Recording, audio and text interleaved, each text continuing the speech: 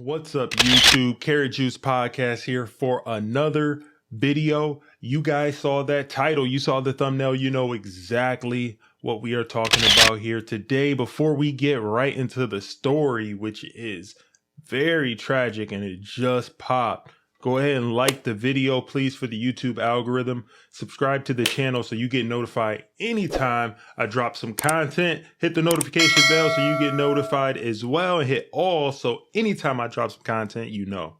So today we are talking about a story that claims a woman was killed in a road rage incident, and they're referring to her as a Karen. I'll get into all of that.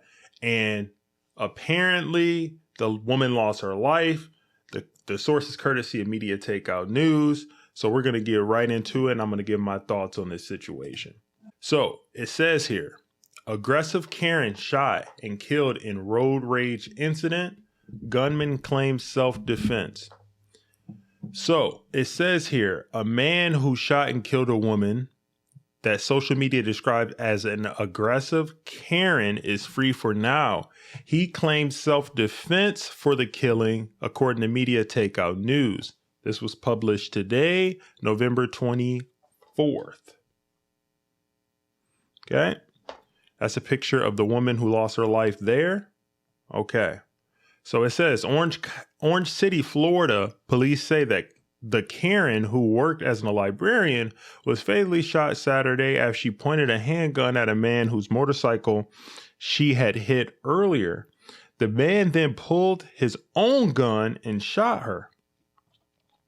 The police identified the woman as Sara-Morales, 35. A press release from Volusia County identified Morales as an employee of the county's library system. The motorcyclist was identified as Andrew Derr, 40, also of Orange City. He has not been charged, and police said he has been cooperating with the investigation from the beginning. So it goes on to say that according to police, the two got into a road rage incident, and Karen allegedly pulled a gun on Andrew, who pulled his own gun or shot her dead. I don't know why they keep referring to this lady as a Karen, but I'm just reading the report. I'm going to get my thoughts on this, okay? A 911 recording of the incident indicates Morales pulled a gun on Derr on the street in front of her Orange City home. "You are three men who followed me. You were screaming at me," Morales can be heard shouting. Before Morales could finish talking, 8 gunshots can be heard in the recording. "She tried to pull a gun on me," a man can be heard saying. A witness then told the 911 dispatcher, "The lady is shot. The dude on the bike shot her. He shot her in self-defense." Okay, so that's the story there. And come on in, guys. Let me tell you something. Are we in the trust tree? I got something to tell you. I don't know if you guys watch this show, but this story reminded me of something that I learned from a show that I adore. I don't know if you guys are familiar with Cartoon Network, familiar with something that they did called Adult Swim. There was a cartoon that dropped a lot of truths about life in a funny and very interesting way. And the name of the show is The Boondocks. Did you guys ever watch that show? The person who created that show is a genius. I believe Regina King has a big part of that, as well as Aaron Magruder. Shout out to them. But if you remember that show, if you don't remember that show, if you haven't seen it, beyond the point, there was an episode in that show where it talked about, I'm just going to be safe for YouTube, a Negro moment. And the premise of a Negro moment is when something happens. For instance, in the show, they had somebody walking with some fresh shoes. You've ever had some fresh shoes, some fresh like Air Force Ones or something, and you're walking down the street and then somebody, or walking in the club or whatever, and somebody step on your shoes. And then for a brief moment, it's two guys, brief moment, you look at one another and it could go to 100, or the person could say, "My bad," and keep on moving. So in the show, that is called a Negro moment, because tensions can flare. Before you know it, people are fighting. Before you know it, guns are drawn. Before you know it, somebody's dead. All because somebody stepped on your shoes. I say all that to say, in incidents like this, it is not worth to lose your life due to something like road rage. And I'm also going to say this. You do not have to be black to be engaged in a Negro moment or what have you, a ratchet moment or a stupid moment or a foolish moment. This goes for any skin color. If something happens in the heat of the moment and there's tension and people are behaving erratically, you have to think in your mind, I don't know this person. I don't know what they're capable of. Believe it or not, you're putting yourself at risk by interacting with that person in that tense situation. This lady was arguing with these guys. She pulled a gun out. And at that point, that guy, saying he defended himself. I don't know exactly what happened, but if she pulled the gun on him, hey. And I say all of this to say, in today's day and age in society, people are on a hair trigger and are quick to anger at times. And what my advice to you would be is, don't get involved in a Negro moment. Don't get involved in a ratchet moment. Don't get involved in a foolish moment.